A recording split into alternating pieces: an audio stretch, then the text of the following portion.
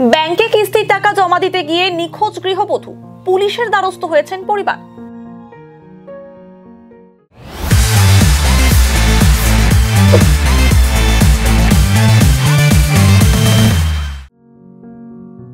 পরিবার সূত্রে জানা গিয়েছে, রাজগঞ্জের শিকারপুর গ্রাম পঞ্চায়েতের পানাশকুড়ি গ্রামের অলেশ্বর রায়ের স্ত্রী গত 27 মে থেকে নিখোঁজ। তাদের এক ছেলে ও এক মেয়ে রয়েছে।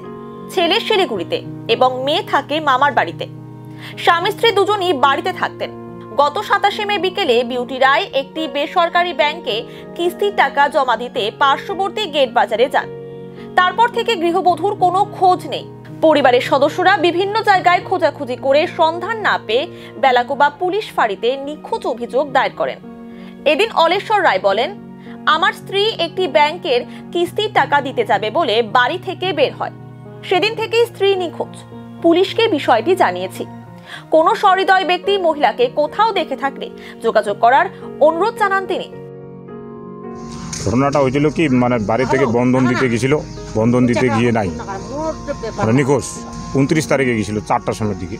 না বন্ধন দিতে গেছিল। তবে এখন তারপরে আমি খোঁজাখুঁজি করে দেখি এদিকেও নাই, আবার শ্বশুর বাড়িতে লোকজন পাঠাই, ওখানেও নাই। এখন কোথায় গেছিল আমি তো বলতে পারি না। খোঁজাখুঁজি করছি আমি। সোমবার দিন গেছিল, ওই হোয়াটসঅ্যাপে কিসে একটা গুগল পেকে ওটা ওর বোনের কাছে ওখানে দিবে ব্যাংকে। ও তখন শিলিগুড়িতে যাবে, তারপরে ওখান থেকে উঠাই দেবে ওর বোন। এই বলে আমাকে বাড়ি থেকে গেছিলো। থানিয়ে আমি একটা এসে মিটিং ডায়েরি করছি।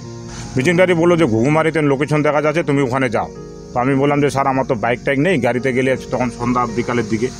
তো আমি ওই দিন তারপরের দিন গেছিলাম। আরেক দিন গেছিলাম ওখানে। তখন খোঁজাখুঁজি করে দেখি ওখানে নেই। তারপরে তোর মোবাইলটার সুযোগ। বিয়ে হয়েছে আমাদের 2005-এ। ছেলে মেয়ে আছে 2টা, একটা ছেলে একটা মেয়ে। না ওরা ছেলে আমার ওই বোতল কোম্পানিতে মুরগির দোকানে কাজ করে, ওখানেই থাকে। আর মেয়েটা থাকে মামার বাড়িতে, ওখান থেকে পড়াশোনা করে মেয়েটা। আমি চাচ্ছি এখন কোথায় আছে কেউ যদি খবর দিতে পারে সেটা। মনে আর কি ধরবো, এখন তো এখান থেকে একা গেছি। এখন ওই দিক থেকে যদি কেউকে নিয়ে গেছে বা কি গেছে সেটা তো আমি দেখে নেই। ও এদিকে টাকা দিতে গেলো, আমি এদিকে ঢোপের হাটে গেছিলাম ওই দিন বাজার করতে। সন্দেহজনক কীভাবে করবো, ও তো গেছে এখান থেকে একাই। বিউটি রায় বয়স তো আমি যেটা এখানে লেখাইছিলাম 34 বছর, এখন হিসাব করে দেখছি ওই 36-এর 35-36 দাঁড়াবে, কিন্তু 34 বছর লিখছিলাম এখানে।